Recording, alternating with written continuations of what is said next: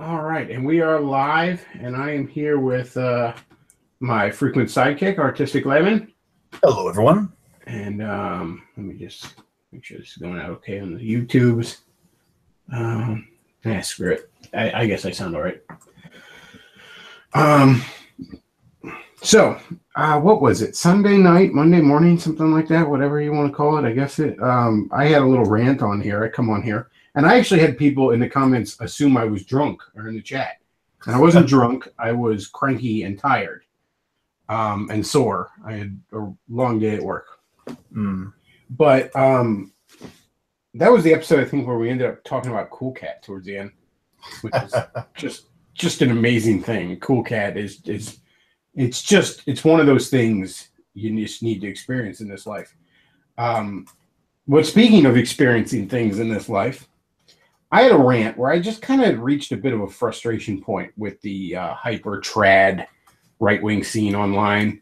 Guys like Earl of Grey, and I don't mean to point him out specifically, he's just one of the more prominent ones. He seems like a decent guy. I'm not trying to beef with him or anything like that.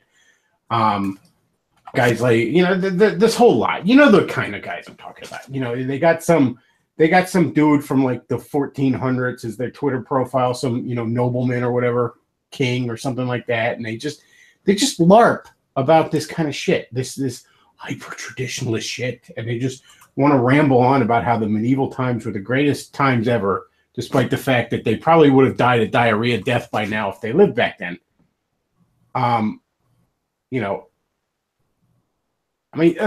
Look, the modern world has its problems, but for the most part, the modern world's pretty fucking bitching.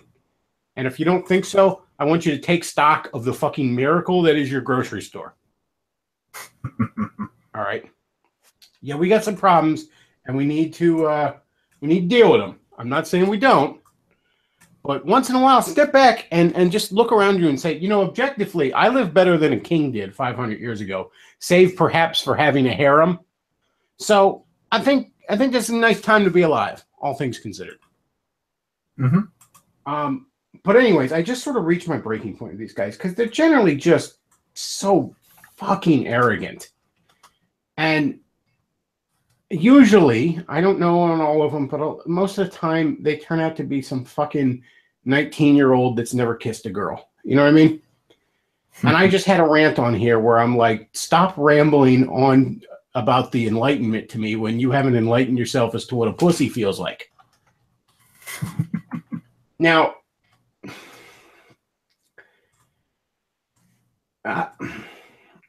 here's the thing. I actually want to sit down and make a comprehensive list of just a whole bunch of things. Let's say between 10 and 20 things. Things like, have you been in a fist fight? Have you made love to a woman? Have you changed the oil and or tires in your car? Have you worked construction and or served in the military?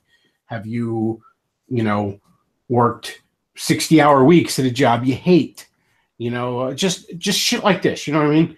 And just have this list of, let's say, 15 things, and I'm just going to say, hey, you know what? If you can't check off 2 or 3 of these, get out of my face.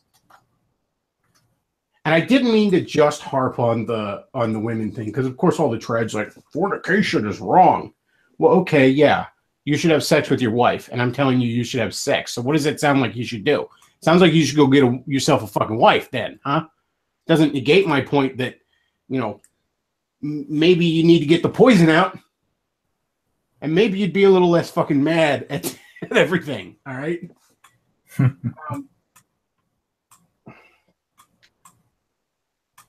But that was really my point. Now, look, I was a little cranky. I was a little sore. I was a little tired. But that was my point. Go fucking live life. And I had people in the chat all like, oh, I should go live in this clown shoe world. And, that right there, and I didn't pick on him because I was irritating to the point where I was going to, it's somebody that's listening to me, is in my chat, nice enough, wants to participate. I don't want to be a dick. And I would have been a dick to him. Because here's the thing. There's an element of this hyper-traditionalist, pardon me, snorting like DSP over here. There's an element of this hyper-traditionalist scene, right-wing scene, that has become this sort of right-wing theistic version of the fedora scene. I mean, you basically have guys, these fucking dorks, these fucking spurgs in a lot of cases, with no life experience, no accomplishments under their belt, who use this as a means to feel superior. It's the epitome of that face when too smart.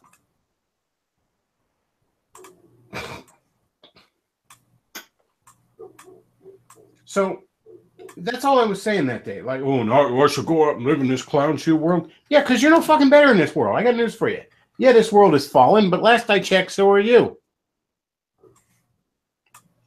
Now, I mean, that isn't to say that, you know, especially as a Christian, you should be called to, you know, to be sanctified, to filled with the Holy Spirit, all that good stuff. But for heaven's sake, live your life.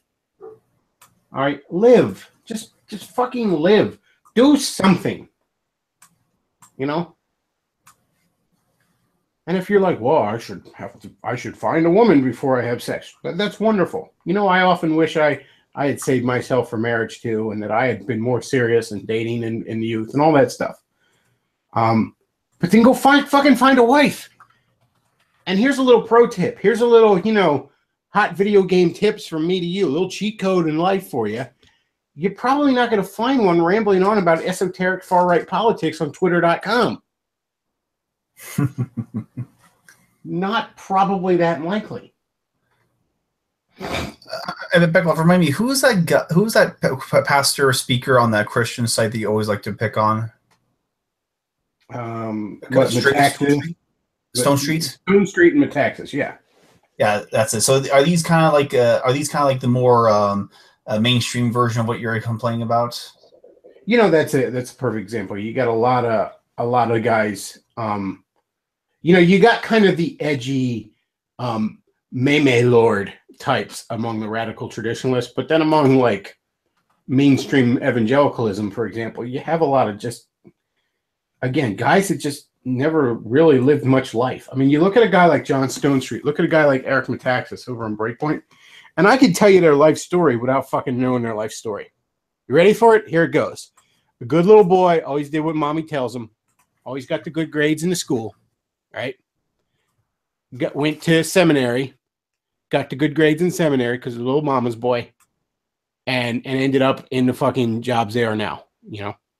That's their fucking life story. Sadly, that's the life story of far too many fucking preachers out there. Not all of them, mind you.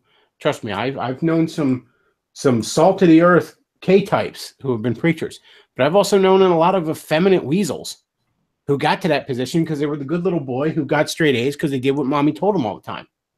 And that's actually, if I can go on a tangent, that's actually something I appreciate in going to this Baptist church that I've been going to recently since I moved to Arizona, because the person speaking is like a very more elderly person with a little more life experience, and he had this whole speech about desires and how men have all these desires, how men have basically all these desires and how they're twisted, and he spoke like this guy knows what he's talking about. He's been through this stuff.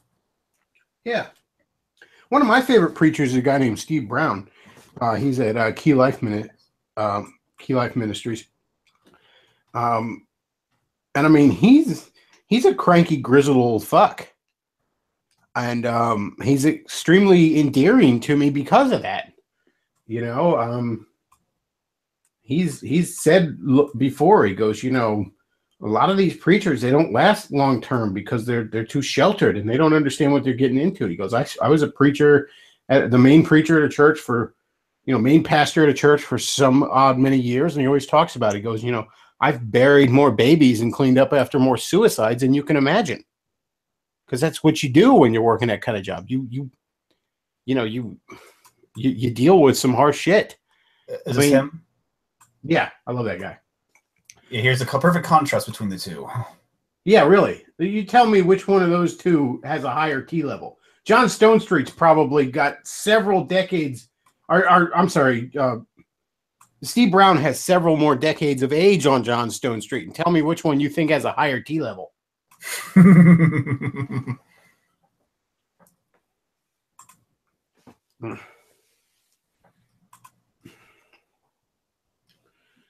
But yeah, look at Stone Street, man. It's good God, that guy looks. He might be low on T levels, but he's through the roof in chromosomes.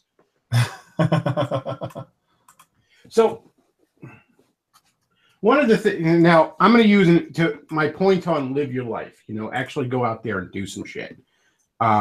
there's an actual Bible passage that I can point to that sort of points to this. Now, I'm sorry, Catholics, I don't have any writings of like a pope from 400 years ago or something. We're going to have to actually, I don't have any of that. So I know it's not your first choice, but we're going to have to go with the Word of God tonight. So where was it? Let me see where the hell, the parable of the talents. 20 Matthew 25, I think it was. So, and I got the King James here, so it's some old timey English. So, for the kingdom of heaven is like a man traveling into a far country, who called his own servants and delivered unto them his goods. And unto them he gave them 5 talents. To one he gave 5 talents, to another 2, and to another 1. Okay, so skip to the money shot here, as it were. So let's hang on. And so he that received 5 talents came and brought the other 5 talents, saying, Lord, thou delivered unto me 5 talents. Behold, I gathered them. I gained besides them 5 extra talents. So he doubled it. Lord said unto him, good and faithful servant, thou hast been faithful over a few things. I shall make you ruler over many things. He that received 2 talents came to the Lord and said, thou delivered me 2 talents. Behold, I gained 2 other talents beside them. The Lord said unto him, well done, good and faithful servant. Thou hast been faithful, blah, blah, blah. Then he which received the 1 talent came to the Lord. Lord, I knew that thou art a hard man. I was afraid and went and hid thy talent in the earth. The Lord answered and said unto him, thou wicked and slothful servant, thou knewest I reap what I sow. Thou oughtest therefore to have put my money in the exchangers, and then at my coming I would have received mine own money plus usury. Take therefore the talent from him. Okay, so basically, the guy that risks nothing, you risk nothing, you gain nothing. You go out there, if he'd gone out there and invested it and lost and come to him with 0, he probably would have been less reprimanded. He would have at least gotten the Bart Simpson, at least you tried cake, but no, you played it safe. And there's no reason, especially for Christians, to do that. You don't have to go out there and be afraid of fucking things up, because you're probably gonna fuck things up. Right? That's what the blood of the Lamb is for. But go out there and live. Don't sit here whining about how you wish it was, 1617 instead of 2017 or whatever. Just go out there and live your life. Go get in a fight or something. Shit, go do something.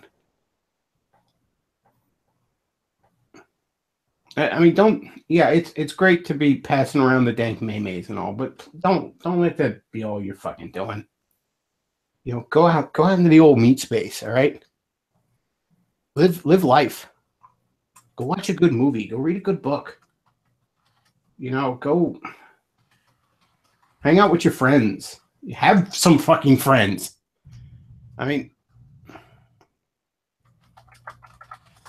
Go get your hands dirty out there.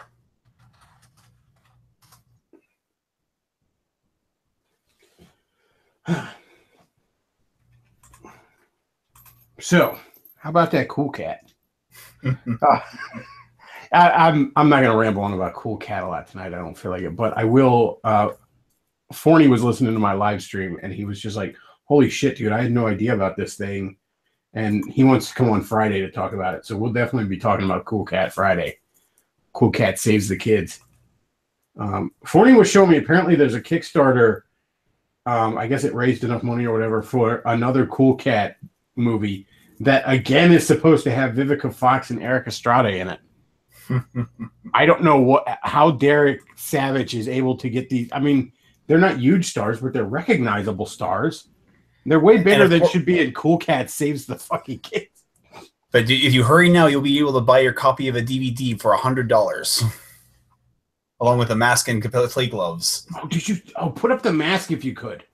I know there's like a picture on my Gab or the Bechtloff Facebook page or whatever. Oh, and by the way, folks, subscribe to Luke's Twitter. That way, if you're only on the Twitter, you'll at least get some notifications of when I'm streaming. Okay, and obviously follow me on the Gab and the Bechtloff on Facebook and all that good stuff. Let's see what we got.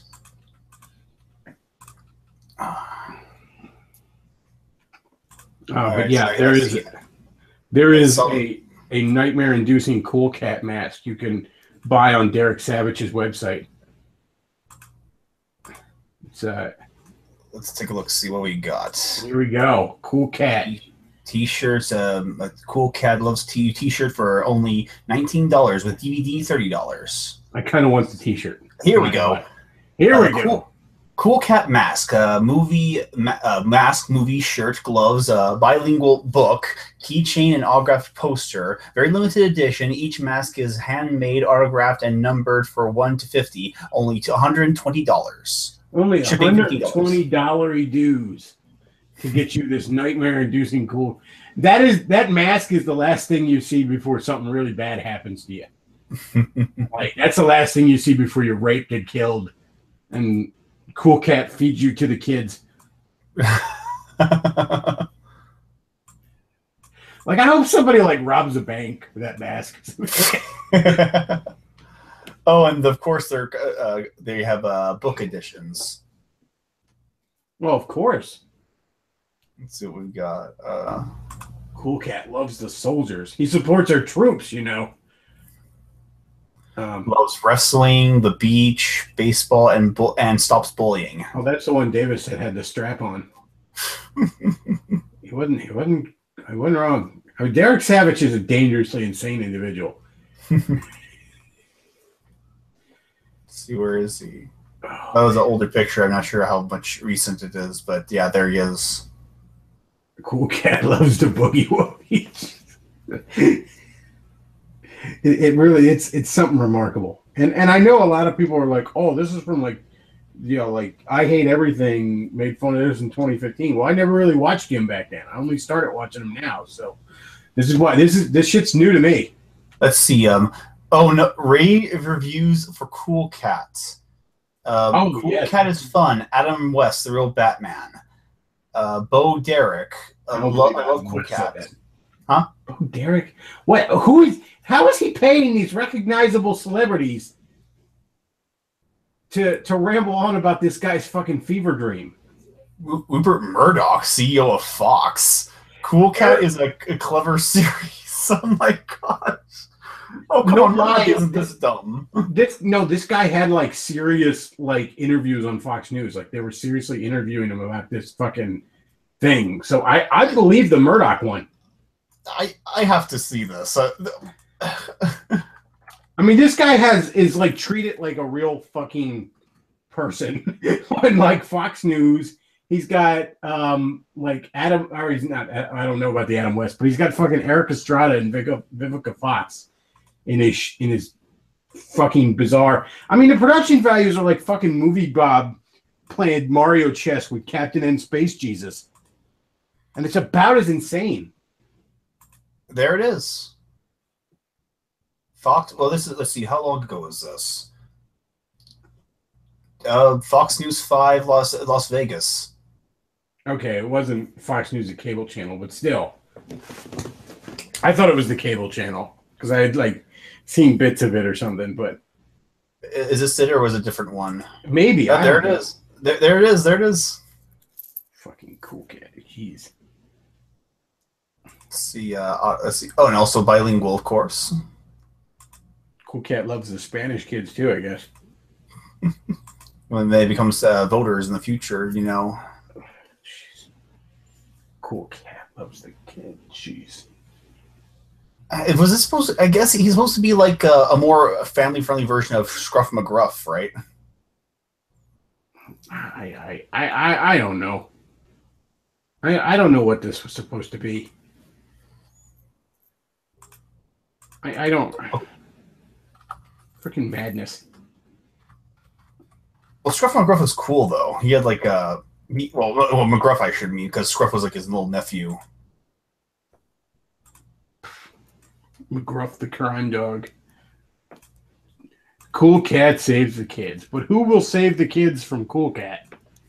McGruff. That's who. That's the old problem with civilization. Who watches the Watchers? Who watches the Watchmen? And who saves us from Cool Cat? They even tried to make Scruff McGruff more streamlined.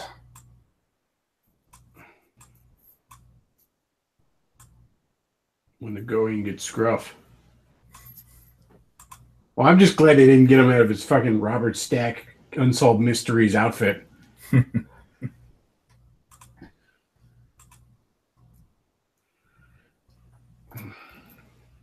Cool Cat saves the kids. So I recorded the audio for a Power Rangers little video for the VidMe channel. I just sent it to Luke earlier today. It's just a little rambling on about Power Rangers. And one of the things I mentioned in it is that there's a couple of Power Rangers comics going on over at Boom. There's like a regular Mighty Morphin Power Rangers comic, and then there's a Go-Go Power Rangers, which I think is kind of like a year one type thing or something. I don't know. But anyways, I picked up the one issue of Power Rangers today. It was Mighty Morphin Power Rangers number 20. And first of all, the comics at Boom are good. They're actually really good. I'm not even a huge Power Ranger guy. I was a bit too old for it when I was a kid. I would watch it on TV, but I never got like really into it. You know what I mean? Like I never had toys or anything for like that. Luke, do you have your air conditioner on or something? No.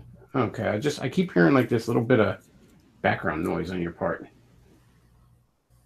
But anyways, that just made it worse. What was that? I was just me moving my chair. Okay. Maybe just lower the volume on your mic.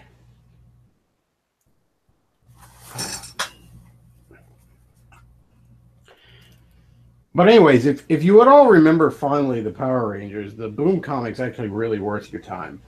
They even did like a crossover with the Justice League where I guess that one villain with the big Z on his head like gets like transported to the DC universe and he ends up teaming up with Brainiac and shit like that.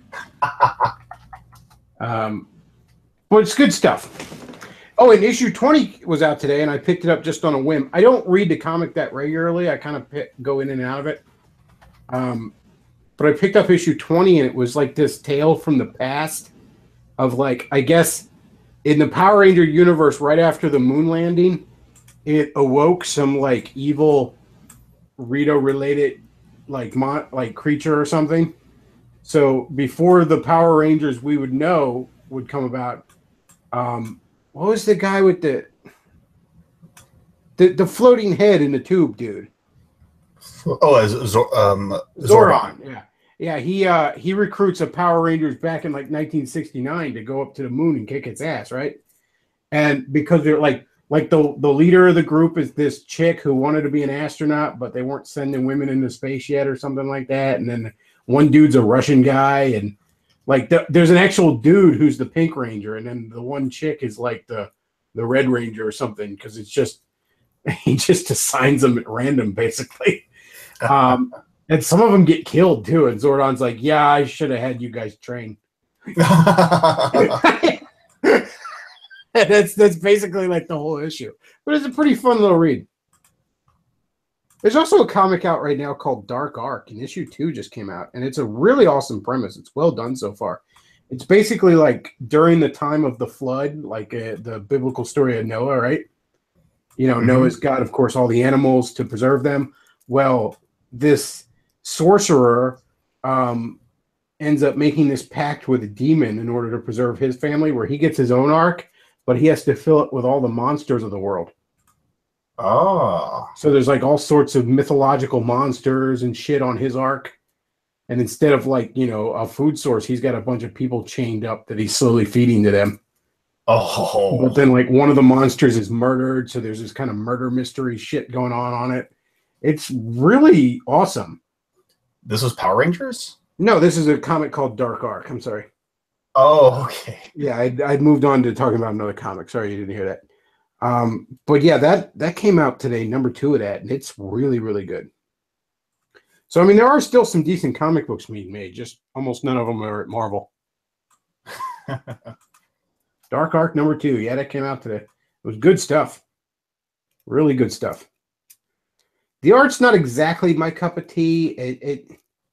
I don't know what's so off-putting about it, but it looks like it needs better inking, or I'm not even sure if it has any fucking inking. Inking is one of those weird things in comics. A lot of people always, if you ever watched that Chasing Amy movie, which it's not a good movie, I'm not suggesting you watch it, but they always made fun of the inker in it for being a tracer. And honestly, like, that's not fair. Because the thing about inking is it's one of those things that it's only noticed if it's done wrong. You know what I mean? Right. Like it's very it's not, obviously the penciler takes the guy who actually does the line art, that guy takes center stage, but without good inking, I mean, I remember back in the early 2000s when I think it was one of the Image guys. I want to say it was Jim Lee. It might have been Michael Turner, but just decided like, I'm such an awesome penciler, I don't need inking, so I'm going to go out with my new no inking style. Like he just did the bare minimum of inking himself, and like everybody was basically unanimous. Like it looks like it needs inked. Oh, it adds depth and shadow to it. It really just makes the artwork pop. And nobody, again, it's the kind of thing if the inker did his job right, you don't notice it, because all he did was,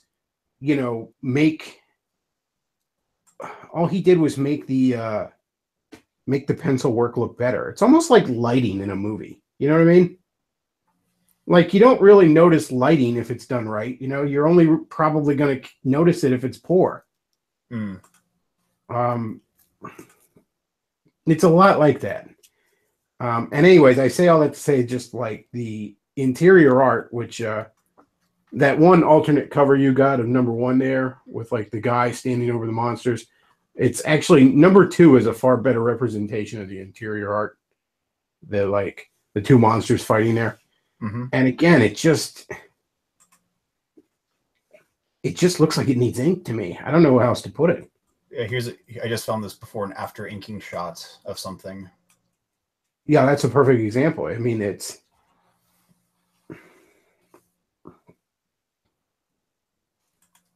you could you could basically just kind of go over the actual pencil lines, right? And the problem with that, though, is the inkers know when to add a lot more shadow and depth to things. It really is an art form, and the guys really do not get enough credit. And I say all that to say, while I really do enjoy Dark Ark, the art is, while not bad, it's not the best. But I can look past weak art if the story is good. I have a hard time doing the inverse. That's generally true in the art form. It's kind of like special effects in a movie. You know what I mean? If you're really into the story, you can kind of look past really bad special effects. But the special effects alone are never really going to hold your attention, Otherwise, Michael Bay would be getting Oscars, Yeah, this movie is always my first reference to something like that. Sinbad, the Legend of the Seven Seas. The animation is absolutely gorgeous and beautiful. On it reminds me of the kind of detail you see in a American Tail or something, but the story is non-existent. And it doesn't make any sense. That was That was right before DreamWorks decided to be more. I don't know how you'd put it. Irreverent in its storytelling style, going down the Shrek road, basically. Yeah. And then obviously it was doing 3D animation with that. But there was a period where DreamWorks pumped out a bunch of 2D animated films that, I mean, the animation was just breathtakingly gorgeous. And the stories were at best weak.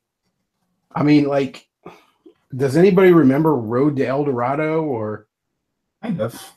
I mean, Prince of Egypt was all right, but it was just, it's one of those things you're not likely to immediately remember. You know what I mean? Yeah, it's basically, well, it's their version of a story that was done better in Ten Commandments. Yeah, and again, it's gorgeous animation in a lot of these things, but just nothing about it truly memorable. Well, maybe one thing.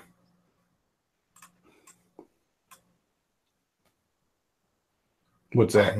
Unfortunately, the images won't let me load.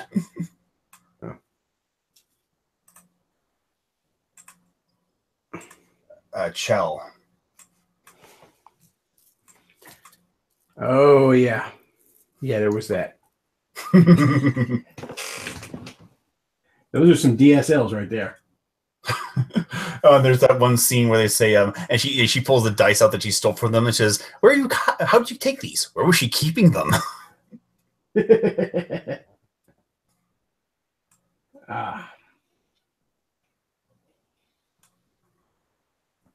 Let's see. Somebody in the chat says we must never let the beauty of 2D women pass from this earth. Never.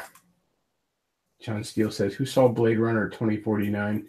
You know, I've been meaning to. I didn't get around to seeing it yet. I don't know. I'm so soured on Hollywood. Plus, going to the movies is just not. Both the movie theaters in my area do that assigned seating bullshit, which I just immediately don't like. And then. Yeah, all the theaters are doing that now. It's so annoying. Well, the only theater that isn't doing that is the one that only charges $6 per ticket. Oh yeah, we used to call those dollar theaters back in the day, but the ones where it's like the stuff that it's not quite on DVD yet, but it's sort of out of the theaters. Mm-hmm. There's one of those in my area too, but it's like, you know how all the movie theaters now have switched to like the stadium seating? You know what I mean? Yeah. Well, this movie theater still has just the flat seating, which, I mean, obviously when I was a kid, they were all like that. But now it's like, I can't stand it. I've been so spoiled by the stadium seating. I cannot stand it. I can't tolerate the damn thing. Oh, this is funny.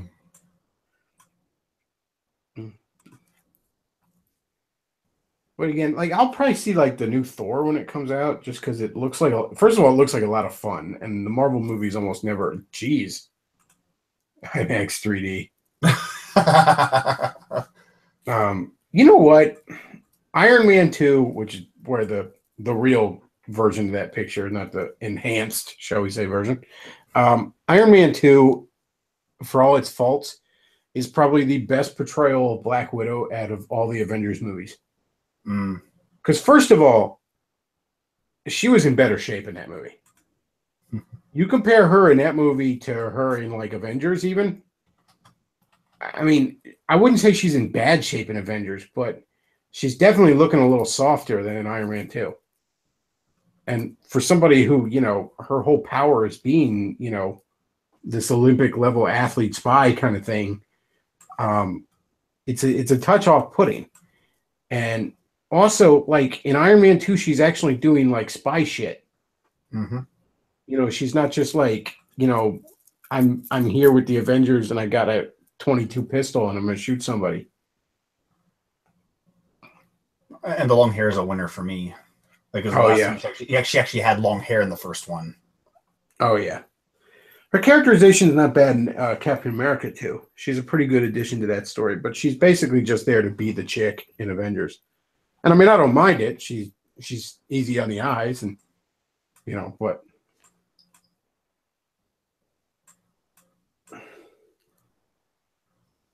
from that particular angle, of course. For all Iron Man's faults, it is interestingly enough the best portrayal of Black Widow in that whole franchise.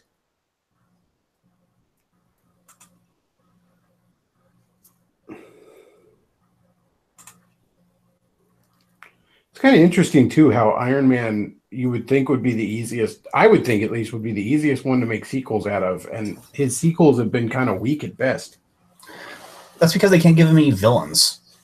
Yeah, well, there's not much in the way of fucking Iron Man villains. I mean, there are some you could use that are almost general Marvel or kind of Avengers villains I could throw in there. Like, it'd be interesting to see MODOK. But, yeah, by and large, he doesn't have a great array of villains. I mean, Captain America 3 and Avengers are both better Iron Man sequels than any of the Iron Man sequels. And of course, they made the Mandarin into like a rival instead of a magic seeker. Yeah, they were afraid to introduce too many supernatural elements into an Iron Man movie. Yeah, never mind the fact that we're dealing with the Tesseract and the Infinity Gauntlet. Yeah, never mind you were hanging out with Thor last week. No, we don't want no magic in there. And of course, in the Guardians of the Galaxy, we're dealing with a lower G god. Yeah, no shit. Like that's actually something that drives me nuts. The characterization, it's even in the comics, and you see it more with Mr. Fantastic than with Iron Man. But there's actual times when writers will portray Mr. Fantastic as a fucking atheist. Mr. Fantastic. First of all, for a fact the supernatural exists. Okay, you've fucking fought Dracula. You've frequently hung out with Thor and Doctor Strange. One of your best friends is a wizard, right? And you have personally yourself stormed both heaven and hell, and you claim to be an atheist. It's a kind of the same problem I have with fucking Rick and Morty. Like, all that bullshit atheism from fucking Rick, it's in some level it is kind of realistic because that's sort of what atheists fucking are. I mean, a guy like Rick, it's not that he doesn't believe in God, it's that he resents the idea of there being anything that he must be held accountable to. It's why he wouldn't join the Council of Ricks. It's why he refuses to submit to any government on Earth or in space. So that's the only reason Rick doesn't believe in God. I mean, let's go through the checklist here. We know Rick knows for a fact that the devil exists, that ghosts exist. He knows for a fact one alien species in particular has its own unique afterlife. He knows that vampires exist. He knows that Poseidon exists. He knows for a fact there is a supernatural, spiritual element to our dimension to life. And he just chooses to ignore it because he doesn't like the idea of it, which in some ways is kind of pretty realistic. It's accidentally a very realistic portrayal of atheism. Yeah, I forget what it was says that Rick is basically the manifestation of the gamma, the beta male, the person who's still thinks he's so much smarter than everyone else but can't actually do anything himself. Yeah, but Rick has the ability to actually do all the things that they want to do. Rick is in many ways a gamma male power fantasy, but even in the gamma male power fantasy, the gamma male's never happy.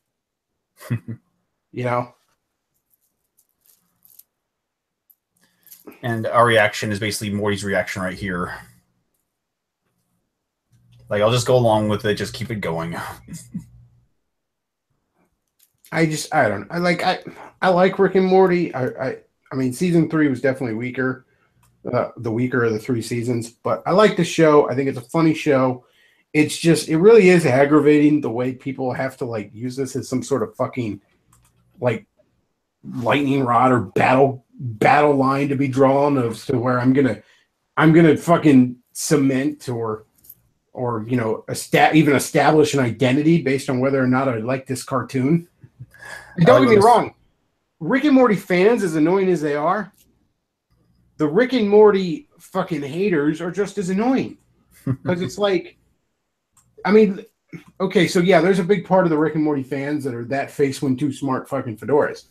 But then there's a big portion of the haters, especially the guys who have latched on to fucking Xavier Renegade Angel, who are the that face when too smart for Rick and Morty.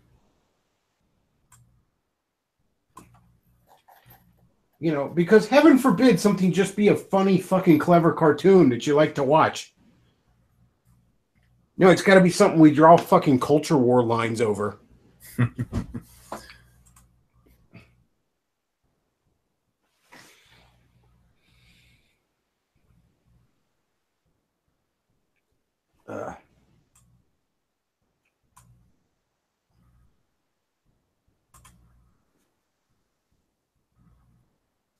Somebody in the chat says it's a joke, you fucking spurg. Nobody actually likes Xavier. Well, first of all, if there's anything the last few years on the internet have taught me, it's that any joke eventually becomes real in a bunch of people's minds. Okay? Like fucking worshiping Keck and Pepe was a joke at first, okay? Do you think people haven't gotten lost in the fucking act like Andy Kaufman style on this shit? And there's a lot of people that want to actually tell me Xavier Renegade Angel was this fucking genius, unappreciated show. Don't get me wrong. I watched a bunch of them here recently because I just had to. You know, everybody won't shut up about it. You know, so they're like on, I think, the official Adult Swim YouTube because, you know, it's a show that failed 10 years ago. They don't give a fuck. And it has its moments, but by and large, it's just a whole bunch of bullshit. And it just doesn't really connect. It's just not really fucking funny. I remember seeing that for the first time and thinking to myself, what on earth am I watching? I mean, it's not as bad as like any of the shit that Tim and Eric did on Adult Swim. Those guys are so unfunny. They're so like anti-funny that I actually wish to harm them when they're doing it. Like, and I'm not even trying to be a dick. I'm not like trying to say hyperbole. It's like I have an emotional reaction where I wish to punch them when they're doing their thing. There's like, if you could quantify funny with a number, theirs would be a negative number. You could put it next to something that is funny and it would cancel it out.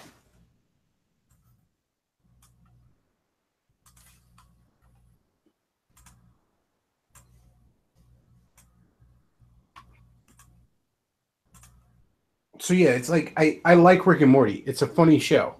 And I hate the fact that like first of all, I hate the fact that I get associated with retards that knife fight over fucking McNuggets sauces. And then I also hate the fact that like, you know, I can't be like, oh man, that Rick and Morty last night was funny without a bunch of people spurging me on fucking Gab about how it's degenerate and nihilistic. Like, shut up. What was I saying earlier about like, can you have some fun? I mean, the most fun out there. I mean, the most I'll go with is just, yeah, it's a great show. The thing is, I just hate Rick's character, kind of like what I do with The Office. Like, The Office is a funny show, but I just can't stand the manager's character. See, and again, you know, I don't know exactly what the intent do it for the sauce, but I don't know exactly what the intent is behind the creator, and the creator kind of seems like a douche. Yeah. But I never thought you were supposed to want to be Rick. You know, Rick is a tragic character. Like, he is somebody with tremendous potential that's held back by his own ego and faggotry, essentially. You know, he's got to be a fucking douche about everything. And that's the tragedy of his character, you know? He's not happy. You're not supposed to want to be Rick. Rick doesn't want to be Rick. You know? Actually, that was the point of like Dr. House years ago. Remember that show? Yeah, Dr. House is cool and smart, but you're not supposed to want to be Dr. House because Dr. House doesn't want to be Dr. House.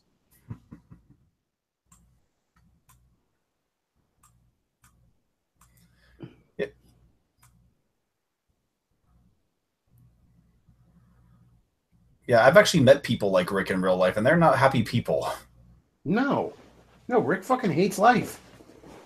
You know, one of the best character moments of Rick is like, remember the episode where he wanted to like, he was fucking the hive mind chick Unity, Yeah.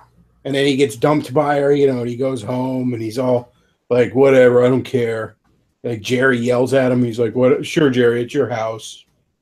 You know, and then he goes in the garage and he makes some like he makes some device where he's gonna like blow his head off, and then he just like passes out drunk, and the zap misses him, and there's this really cool fucking song playing too in the background, but it's just a really sad moment where you're just left feeling bad for the guy. You're not supposed to want to be him. And what's even like really more tragic is that the reason why he wanted to do that is because the hive mind told him they were actually, because this hive mind basically they're like the Borg, they assume everything and consume everything into it. But she says the fact is you're better at what I do without even trying. Yeah. It's just like I said, you're not supposed to want to be Rick. You know, you're all these fucking fedoras that are like, oh, shut up.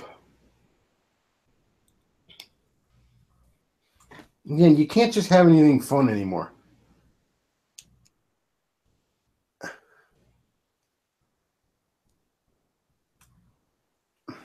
Yeah, it is kind of sad that we just can't enjoy. I mean, I bring this up too often, but like even Steven Universe, yes. I mean, it would be one thing if I could just enjoy the show without someone reminding me how pro-gay it is. Ugh. I mean, I know that that's the creator's intent, but I can't just enjoy it for its own sake.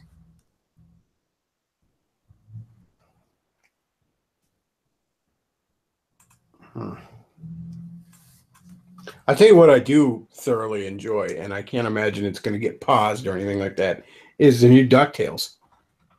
That's fucking fantastic. Yeah, I mean, you're bringing back a show where main character is an adventuring capitalist. I only caught the first 2 episodes of it. You know, it's not like I don't have a lot of time to binge watch fucking DuckTales, if I'm being honest with you. But when I get a chance, I like to catch it. And I knew it was going to be good when I saw this interview beforehand where they were talking about how the creators talked about how they took equal parts inspiration from the 80s TV show as well as the Uncle Scrooge and Donald Duck comics from like the 50s and 60s that the TV show was basically based off of. So, I mean, they took a lot of inspiration from both parts, and it really shows. I mean, if you're at all familiar with any of that original source material. And I'm sorry, Donald Duck's funny as shit. Like, I could live to be 107 and I'll still laugh at Donald Duck losing his shit. Like, I mean, he doesn't do the old like have hand poses like he used to, but yeah, he's still there. Oh, dude, there's a scene where like, because like he lives in the mansion with the 3 boys, right? And the housekeeper, Miss Bealey or whatever, she's all like, this is, you know, I make the rules of this house. I run this household, and you answer to me. And Donald Duck's screaming at her like, I answer to no one. Like in his fucking Donald Duck voice that I can't even do without hurting my throat. Like, it's just so funny. Like, just watching him lose his shit all the time. It's just, I don't know why. Like, remember in Roger Rabbit where Donald Duck and Daffy Duck had like the dueling pianos and they were shooting cannons and shit at each other? Like that, I'm not kidding. Like, I could live to be a fucking 1,000 years old. Like, I'll be a fucking head in a jar in Futurama time, just begging to die, and somebody could play that for me, and I'll just laugh hysterically. Yeah, I worked with a lot of white crickers, but you are despicable. Why you? Last time I worked with someone with a speech impediment. Yeah, like seriously, Roger Rabbit's a fucking fantastic movie. I mean, if you haven't seen Roger Rabbit, you're wrong. Like, you're just wrong. Go watch that movie. But yeah, I just love watching Donald lose his shit. Like, just like my favorite is the episode where they, you know, the Mickey and Goofy have like a ghost hunting company, and so they separate, and so the ghost is picking on him, like, who did that? Who did that? Like, come on, fight like a man. You can't scare me. Come on, come out. Oh, and the other thing, it was even in like the first episode, they actually like name dropped the name of the city that Darkwing Duck takes place in. Oh yeah, St. Canard, St. Canard, yeah. Like Scrooge is at a business meeting and they're talking about like, I don't know, the factories in St. Canard or something. They just mentioned the city in the middle of a business meeting. Ooh. And supposedly the creators said that by the end of season 1, they want to have Darkwing Duck in it. Ooh. And I fucking loved Darkwing Duck when I was a kid. That's another cartoon that was just fantastic.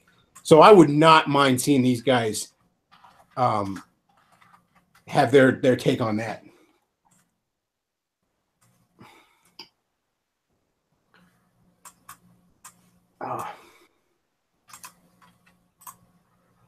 Yeah. Donald Duck losing his shit in that cart. There's a few changes that got made to the characters in the new DuckTales, but I kind of like them. Like Mrs. Bealey and Webby, right? Yeah. Like Mrs. Bealey is like this hard fucking, like she's this hardline nanny. You know what I mean? Like she's just, matriarch of this household kind of thing, which sort of makes sense given, her job. And then Webby is like this. She's like, she wants to be like an adventurer, but she's been basically like homeschooled and like sheltered her whole life. So, she's actually like hanging out with the boys, learning about, the fucking world outside. And that's like, you could argue like, oh, they're making the characters less girly and it's modernization in the bad sense and all. But I mean, it kind of makes it more interesting because I mean, as a kid, I didn't give a shit about either one of those characters in that cartoon. And indeed was generally annoyed when they were on screen. Like Webby had the most annoying voice in the fucking world in that old cartoon. Like to make her sound girly, they made her sound like a baby, So yeah, I like those changes, and I like the fact that Donald Duck is like a regular character in it because Donald Duck's fucking awesome. Yeah, like before when he was just a character who went off shore leave and only showed up once in a while. Yeah, that was the other thing. Like DuckTales, and I don't think they ever did this in a cartoon, but DuckTales was the first time they're like, yeah, Donald Duck's in the Navy. Why'd you think he wore a sailor outfit all the time? Yeah. Yeah, he's got to go be in the Navy, do Navy stuff.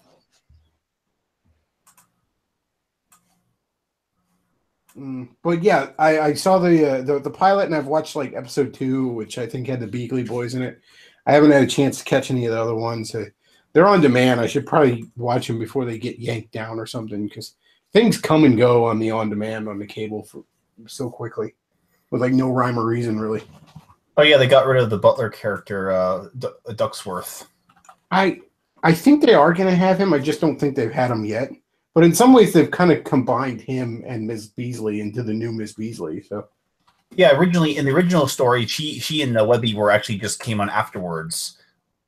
They were hired by Scrooge for just housekeeping and whatnot, and Webby's actually not related to them in the original story versions. No, she's not in this either. She's Miss Beasley's daughter, our granddaughter. I'm sorry. Mm-hmm. Again, we don't know where her parents. A lot of dead moms in Disney cartoons. A lot of dead parents, just all over the place. a lot of kids raised by grandparents and uncles, just all over the place. I guess I don't know. Maybe what was it called when you? I think Nostalgia Critic jokes about it being like car crash cancer. Oh. Where the parrot died of mysterious circumstances. Yeah, they hinted that this guy could be Ducksworth. I could see that working. But it's a really solid cartoon. I mean, yeah, you could say, oh, it's just a kid show. Why are you just watching a dumb kid show? Because it's funny, and that's the thing. Like, kids shows and kids movies and all, they don't have to be bad. Like a good kids movie is something you should be able to enjoy at any age. Like you can go watch a Pixar movie at like any age and enjoy it. You know what I mean? Mm-hmm. I mean, hell, even Cars, which are the weakest one of the bunch, is still watchable. And I mean, it's almost a testament to Pixar's genius that they could stretch that into anything more than a 5-minute short. Well, yeah, kids movies, kids shows and all, if they're good, they should be something you should be able to enjoy at any age. Well, I certainly hope that this goes. I don't like when people excuse like really shitty kids shows or kids movies. Well, it's just a kids movie. It's like, well, that shouldn't be like a fucking excuse. You know what I mean? Cat or Cool Cat. Yeah, like don't fart out something like Spy Kids and be like, well, it's just a kids movie. What'd you want? Well, I don't know. I want it to be not retarded. I want to like, you know, shouldn't we be like trying? Aren't children the future? Don't I fucking have to constantly hear that shit all the time? Shouldn't we be trying to not dumb shit down for them? Oh yeah, so I was just reminded that Spy Kids 5 has Jessica Alba in it, and in the beginning she's actually doing action scenes while pregnant. Her character's pregnant. That's disturbing. Oh man. Oh dude, SJW Marvel pulled that shit with Spider-Woman recently, where she's where she was like 9 months pregnant and she's out there fighting crime. I'm like, oh my god. Like, can you imagine being a villain and like she shows up like that? You're just like, I'm just really uncomfortable right now. Because what's going to happen is I'm going to punch you in the gut and give you a miscarriage. That's what's going to happen. Please walk away. Please don't make me do that. Oh yeah, this is they're actually. I remember the movie Juno actually had a joke on this. This was actually a joke comic book character they made for that movie. Jeez. Yeah, like it should. Jeez. I remember one time, like I was, you know, I'm sitting outside a movie theater waiting for like a movie, you know what I mean? Like we're waiting for the previous showing to let out, you know? Mm-hmm. And I saw some people leave like a theater that was playing Hotel for Dogs, right? Oh. And these kids are like, the two kids are like, hey, laughing about it. And the dad just had the most emotionally drained look on his face. Like, that was awful. And I heard him like just go, that was awful. And the wife's all like, oh, honey, thank you for taking, you know, kind of shit like that. And I just like, that was so awful. And I just, I can imagine this guy like, you know, like pulling a flask out, like spiking his cherry Coke to get to fucking Hotel for Dogs. Like, this is Daddy's Coke. You drink your own. Like, but like a kid's movie shouldn't be that way. You know what I mean? Yeah. Like everybody should be walking out there like, oh, that was fun. You know, it doesn't need to be that way. It doesn't just because it's a kid's movie doesn't mean you should just be like, well, I'll just make it fucking stupid. Fuck it, I don't care.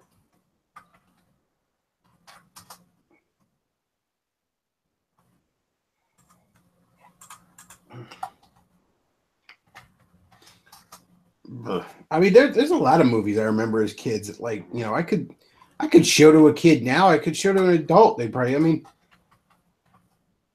Roger Rabbit's a perfect example. That is a fantastic movie. And I mean, literally that. Yeah, there were cartoons, like even movies back then that actually had some scary scenes in them. Like, remember My Little Brave Little Toaster? Oh yeah, shit, yeah. Yeah, they actually were willing to scare kids back then. I just saw somebody talking about it on I don't remember who was talking about it, but somebody was talking about the movie Ernest Scared Stupid. Oh yeah. And because like for a hot minute when I was a kid, Ernest was like the most popular thing in the world.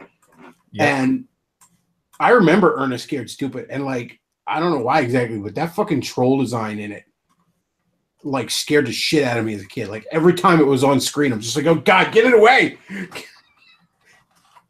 Practical effects. Yeah, exactly, because it was actually there. It wasn't, you know, it didn't feel like a PS1 game. Oh yeah, it has like a monster with two noses on nostril on his faces. Yeah, man, they weren't afraid to pull shit like that in kids' movies, you know, because it's like, yeah, kids should be scared once in a while, damn it. You know, the world isn't all, you know, the world isn't all fucking sunshine and lollipops, and we all sit around and lick Barney the dinosaur's fucking pussy. All right, there's some real shit out there, and you need to be ready for it. Well, that's a good shot. Like, yeah, you might not fight a fucking creepy ass troll like that, but you know, there's lots of other scary shit in the world you're gonna have to deal with. Trust me, sometimes just your bills coming in the fucking mail are enough to scare you, all right? Point is, though, life ain't all fucking easy. Yeah.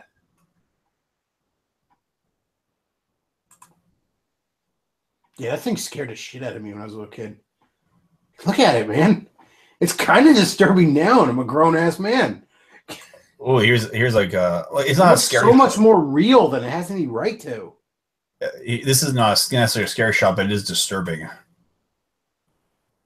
Oh, hang on. I'm sorry, I was on the. Let me go. There it is. Oh yeah, already he was stealing the kids' souls And turning them into wooden statues.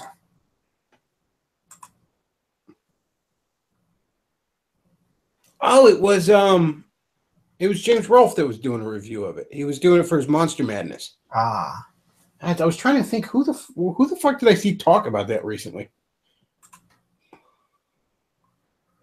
Speaking of which, obviously when you're done this fine program, folks, just check out James Rolfe did a Halloween special of Angry Video Game Nerd where he reviews Polybius. It's pretty fun. What is Polybius? Polybius is an urban legend about a arcade cabinet that supposedly existed in certain parts of the country. That was like some MK Ultra mind control experiment that like people played it and got addicted to it and killed themselves and stuff.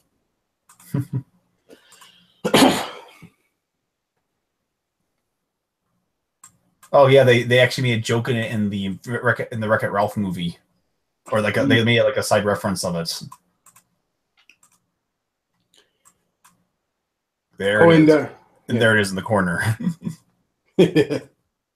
JonTron made a Halloween special where he talked about like what's like, you know, for Christmas you make a ham and for Thanksgiving you make a turkey. Well, what should you make for Halloween? You should make a turducken, which is this actual thing. Like it's on the Paula Deen website. I had heard of it before too, but it's like a turkey stuffed with a duck stuffed with a chicken.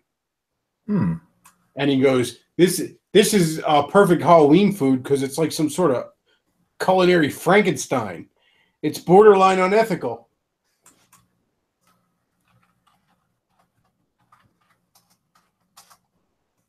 JonTron's funny as shit.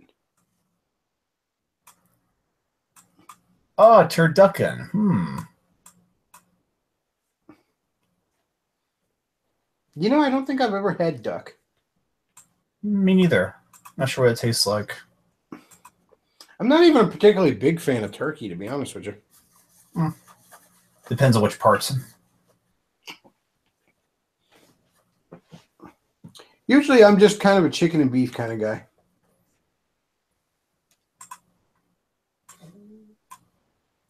Oh, here's a nice change of turkey for you. Ugh, I hate bacon. I know, like, I'm like the one guy that hates bacon, but I don't like pork in general, and I despise bacon. And I realize that, you know, everybody's like, how can you hate bacon? I don't know, because I think it tastes like shit. That's how I can hate bacon. I understand how the rest of the world fucking raves about it. It's dirt cheap meat. Such a strong flavor too. Like I can't even take bacon off of something because like the whole thing fucking tastes like bacon. You know what I mean? Like one time I remember going to work years ago. I stop at like Burger King for, you know, get a burger and then go to work. I'm going to eat it in the break room. And they had put bacon on it, even though I told them not to. It was like one of their specialty burgers, but I'm like, okay, I'll just take it off. So I take the bacon off, you know, and then take a bite out of it. It was like the whole fucking thing tastes like bacon. I'm like, well, I guess I just bought really expensive fries then.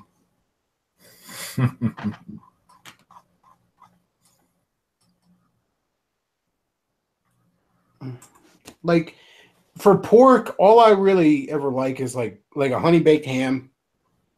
That's usually pretty good.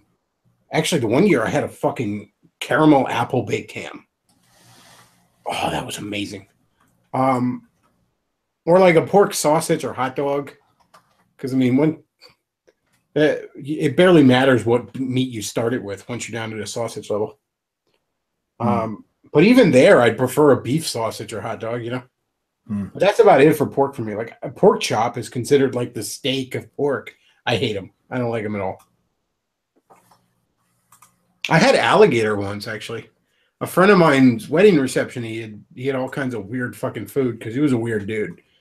Um, he's just constantly wanting to be eclectic and weird. Good guy though. Boy, he was all like, "Oh, you didn't like the alligator? I'm hurt." And he's like, "What? Why don't you like it? It's just like pork." I'm like, "I don't like pork." Fucking mystery solved right there.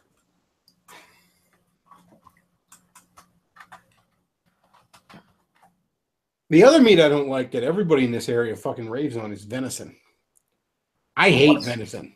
What is deer. venison? It's deer. Ah. I hate it. I fucking hate it.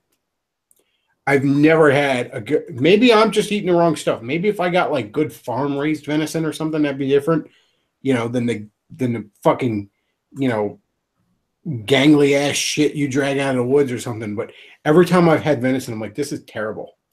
And that's actually something where like you can get down to the sausage and level, and I don't even like it. Like, the one time I remember, like, my dad was like, "Oh, try this Lebanon bologna," and I was like, "Okay," and I like Lebanon bologna usually.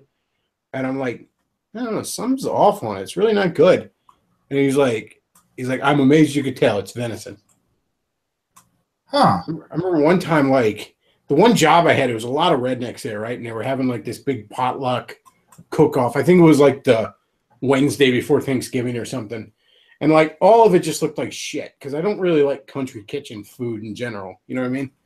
So I'm just sort of looking around like, what the hell can I even eat here? I might just go to the cafeteria and get some food because this was the place I was working at the time.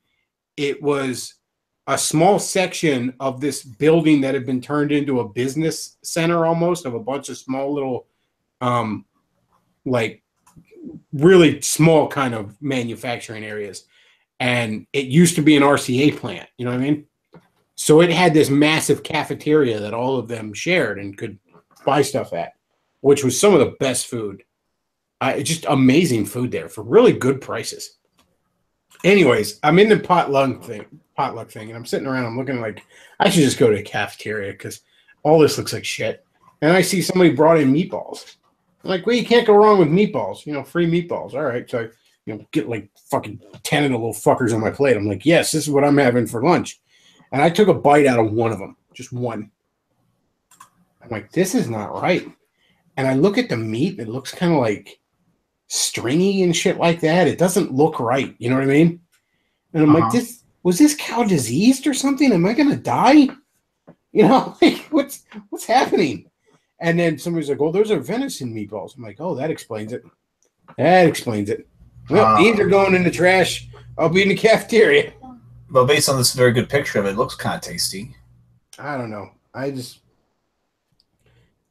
Again, maybe if I got like farm raised venison or something, maybe that'd be different because there's a big difference between farm raised animals. I mean, even grass fed and wild animals, Obviously, wild animals had a bit of a tougher life.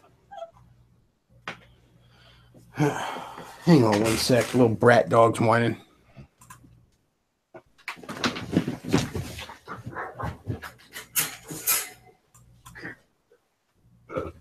You little brat. And whenever I hear Southern cooking, I think of 2001 Maniacs movie. Somebody says, what about crab? I'm not big on fish, but I do like shellfish. Crab's good. Lobster's good. Shrimp. Scallops are all right. Calamari's pretty good.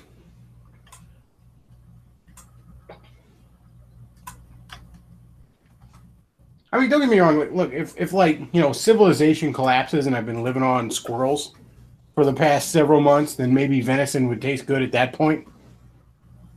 But for now, not so much.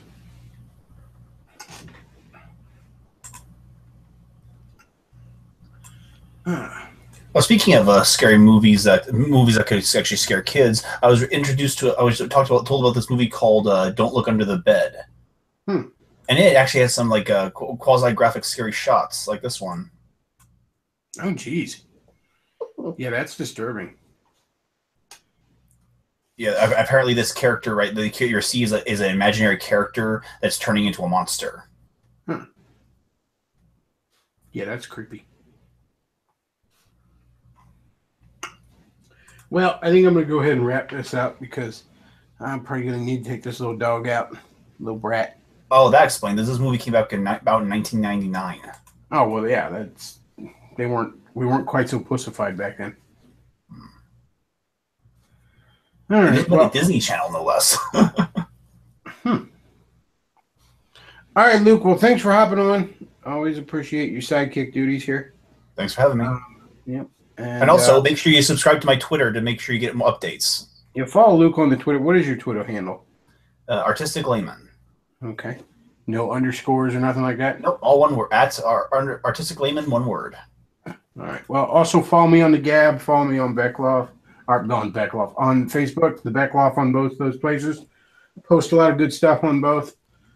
And check out the VidMe's channel. You know, we had the Halloween special. There's more VidMe stuff coming. In fact, I actually got a couple of more things I'm going to be recording here soon.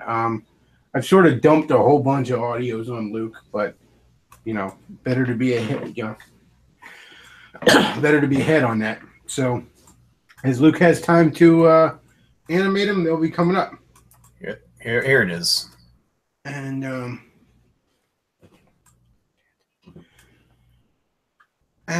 yeah, so follow me on those things. If you enjoy the show, check out the tip jar down below where you can send me some shekels. That's greatly appreciate it. And yeah, that's about all we got for tonight, folks. I want to thank you all for listening. Bechtloff out.